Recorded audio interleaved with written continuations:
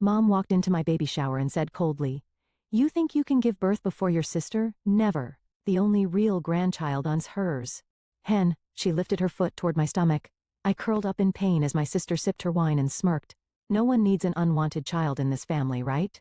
Then, a low voice came from behind. Their faces turned pale. This moment should have been the happiest of my life. I'm a marketing director at a prestigious advertising agency, living in a penthouse on the Upper East Side overlooking Manhattan. I'm in my second year of marriage to James, an executive at an IT startup, and now I'm carrying our much-anticipated first child. I'm 7 months pregnant, and my doctor has given me a clean bill of health. Last weekend, James and I went to the baby department at Bergdorf Goodman and bought a tiny Chanel cardigan. "Emily, our baby will grow up to be as gentle and beautiful as you are," he said. His words brought tears to my eyes.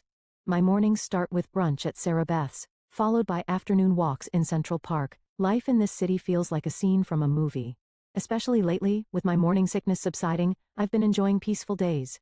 But there's one shadow looming over this happiness. It's my mother, Diana Spencer. Mother lives a glamorous life in New York's high society, as the wife of real estate tycoon Charles Spencer. Summers in the Hamptons, winters in Aspen. She never misses a charity event, and her refined beauty still makes waves in social circles. With a vintage Hermes scarf around her neck, arriving in a Bentley, she's the very picture of a social queen. My sister Karen is a successful model, now engaged to a famous actor. To Mother, Karen is the perfect daughter. She's the center of attention, radiating the kind of brilliance worthy of the Spencer name. Photos of her vacationing on private yachts grace weekly magazines, and her social media following grows by the day. 20 years ago, my parents divorced. Since then, I've had no contact with Father. Mother kept saying, "Forget about that man," and blocked all letters and messages from him. Christmas cards, birthday cards, all probably disposed of without ever being opened. Everything changed with my pregnancy. Mother and Karen's attitudes suddenly turned cold. When Karen's fiancé suddenly expressed his desire for children, Mother declared, "Karen's child will be my true grandchild." She announced this in the reception room adorned with family portraits, while fidgeting with an heirloom ring. When I met Mother on Madison Avenue, she grimaced at the sight of my belly. "You always disappoint me," she said. Her words cut through the silence of the luxury boutique like ice. Next week, I'm hosting a baby shower at the Plaza Hotel. 30 guests. It should be a time filled with warm blessings. The grand ballroom on the 3rd floor is already prepared with champagne and mocktails, and a gender reveal cake has been specially ordered. The baby book will soon be filled with blessing messages from cherished guests. But there was an ominous air about the RSVPs from Mother and Karen. Their responses, written on expensive stationery, seemed to contain hidden thorns. "Of course I'll come. It's an important venue after all." Mother's words made me shiver slightly, remembering that cold gaze, remembering that calculated smile she shows at family dinners after Sunday service. Whenever I write seasonal greeting cards, I always hesitate. Every time I think about what to write to Mother, my chest tightens. Why has the family's blessing for this pregnancy become so distorted? Morning light was streaming into the grand ballroom on the 3rd floor of the Plaza Hotel. Crystal chandeliers cast soft light, and decorations in pink and blue gradients gently embraced the entire room. Pure white linens covered the tables, and floral baby shoes were arranged like fairy gifts. Pearl decorations gleamed elegantly on the silk wall ornaments. "Emily, the venue looks wonderful." Sarah, my friend since college, placed her hand on my shoulder. We had just finished the final arrangements in the VIP room. The green of Central Park visible through the window seemed to be celebrating this special day. "Thank you," but Sarah nodded quietly, reading my hesitant expression. "Don't worry about your mother. We're here for you." She had stayed on the phone with me last night, listening to my concerns about Mother and Karen's strange behavior, the events of the past few months, and my vague anxieties. Sharing everything made my heart feel a little lighter. Guests began to arrive gradually. James's parents, my colleagues, and familiar faces from New York's upper society. As champagne and mocktails were served, a warm atmosphere spread around the gender reveal cake. The gift opening began, a tiny pair of Chanel baby shoes, a Burberry check blanket, and Dior first shoes. Each gift was thoughtful and precious. Oh, how adorable. "This is a limited edition from Paris. The cashmere baby blanket looks so warm." With each gift unwrapped, blessings echoed through the room. The baby book was filling up with heartfelt messages. James's mother wrote, "The beginning of a beautiful family," with tears in her eyes.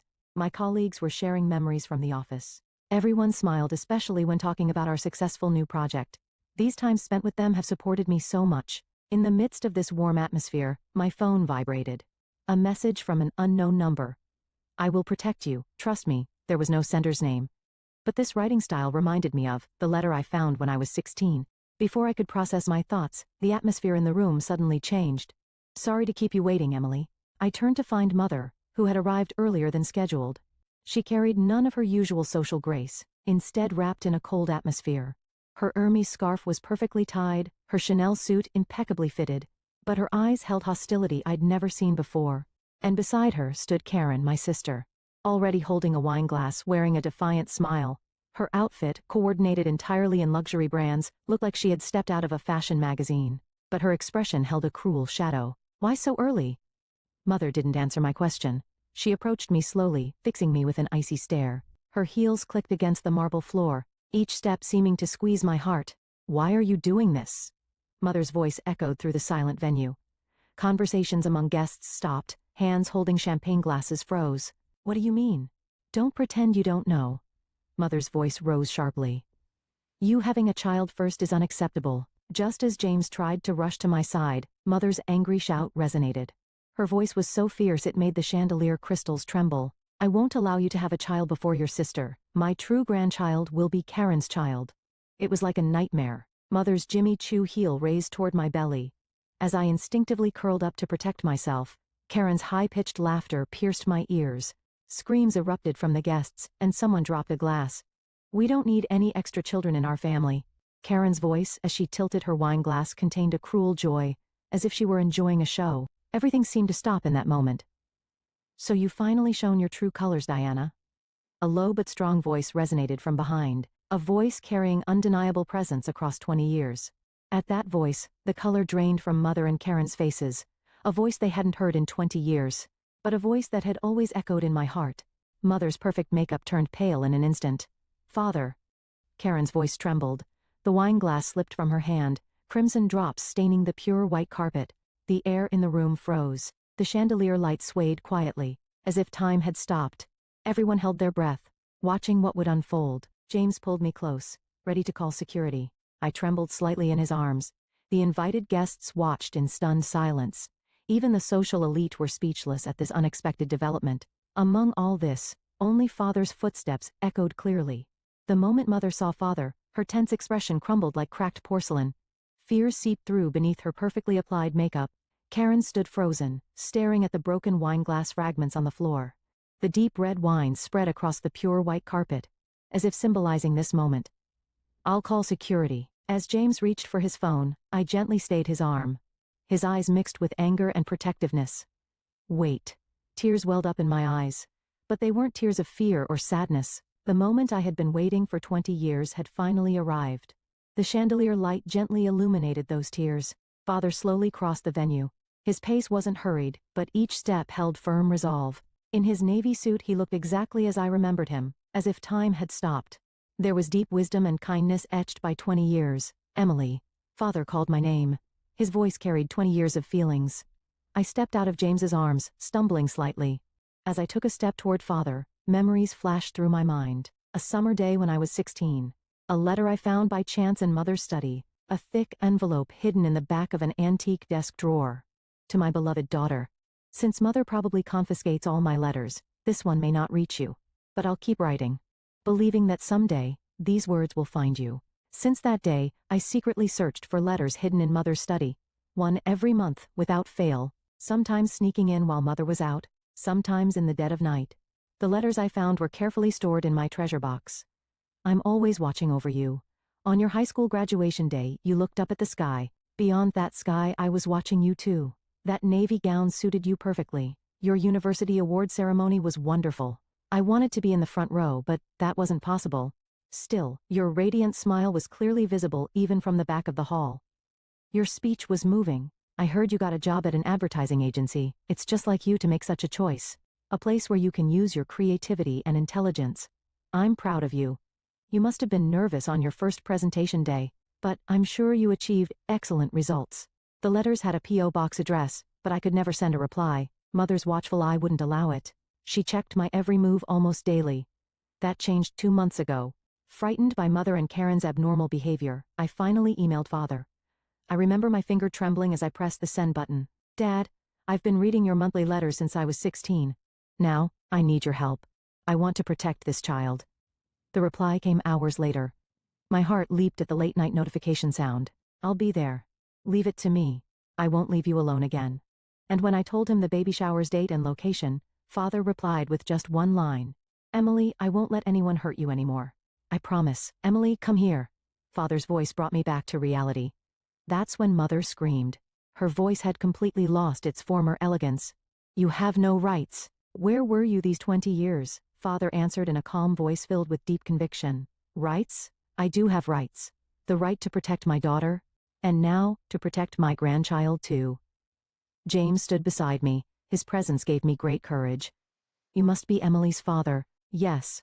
A father who has thought about his daughter every day for 20 years. The two men exchanged a firm handshake. In that moment, I understood. This was my true family. Warm bonds embraced this place. As Mother tried to raise her voice again, the venue doors opened. The heavy doors opened quietly but surely.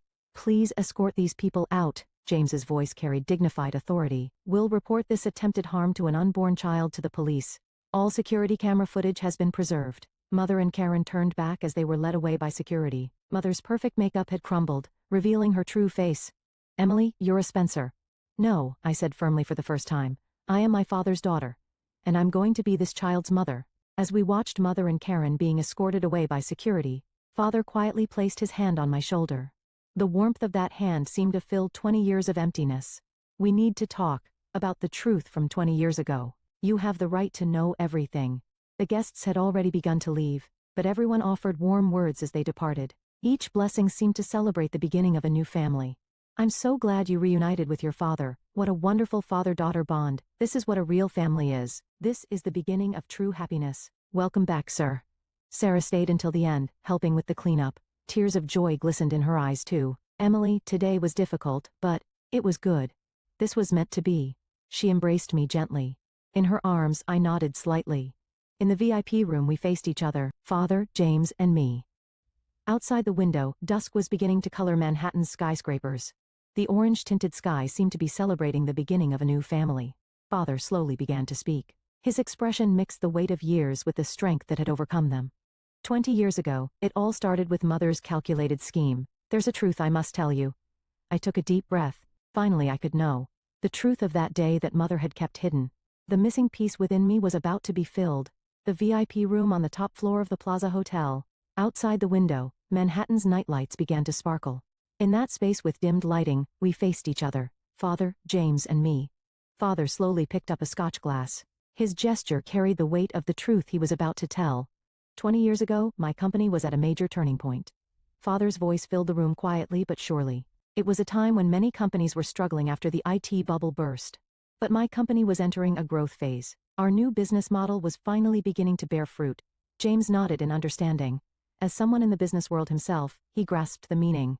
Around that time, Mother met Charles Spencer, the real estate tycoon. At first I thought it was just a chance meeting at a charity party. Father gazed slowly at the amber liquid in his glass. But it wasn't chance. It was all part of a plan Mother had meticulously prepared. I caught my breath. Actually, for 6 months before that, Mother had been gathering information about the Spencer family. Charles Spencer's preferences, behavior patterns, and even his asset details. Father's words froze my heart. The first sign was Mother's change. She suddenly became obsessed with certain charity events. Later I learned they were all events Charles Spencer was involved in. James gently squeezed my hand. Then Mother's plan entered its next phase. The start of fabricating evidence against me. Father pulled an old envelope from his pocket, a yellowed envelope that had weathered 20 years. These are copies of Mother's diary from that time. Every plan is recorded in detail. I received the envelope with trembling hands. The paper inside contained Mother's meticulous handwriting, describing frighteningly detailed plans. Each item was based on cold calculations. The decisive moment came when I was on a business trip to Seattle. Father's voice resonated heavily. Mother used that opportunity. Fabricated photos suggesting a relationship with a young secretary. Forged phone records from outings. Altered hotel receipts. Everything was perfectly prepared. But why go so far? To my question, Father sighed deeply. An obsession with a more wealthy lifestyle. My company was indeed growing then. But at that point, our assets were incomparable to Charles Spencer's wealth. James asked with a stern expression. Was there no chance to defend yourself? None, Father answered firmly. When I returned, everything was already over. Mother had already spread rumors of my infidelity to neighbors and friends. It was starting to affect the company's reputation. And so, Father, yes, I had to withdraw. To protect you. Father stood up and walked to the window. Manhattan's night view illuminated his back. But I never gave up. I kept writing monthly letters, believing that someday the truth would come to light. Why did Mother keep hiding my letters? To protect her new life. Her marriage to Charles Spencer. Her position in society. She feared losing everything. I was shocked by facts I hadn't noticed until now. Did Karen know? Father slowly shook his head. No. But she was raised in Mother's twisted love. Always given special treatment, spoiled. That led to her behavior today. James spoke in a resolute voice. I've already reported this to the police. Attempted harm to an unborn child. The Placid security cameras recorded everything. Father nodded. Yes. And this will be the final judgment. He pulled another envelope from his pocket. This is evidence of Mother's relationship with Charles Spencer. Everything from 20 years ago, including records of illegal fund transfers.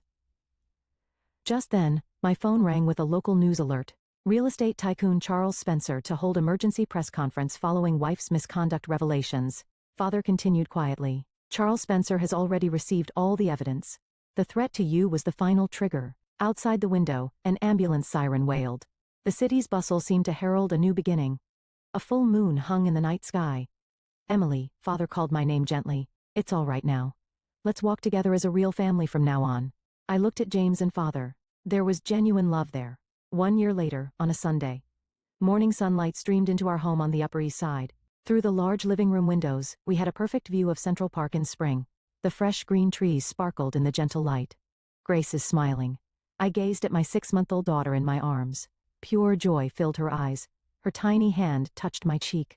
Is Sunday brunch ready? Father peeked his head out from the kitchen. In his apron, he was in the middle of making French toast. Sweet aromas wafted through the room. Almost, James answered while brewing coffee.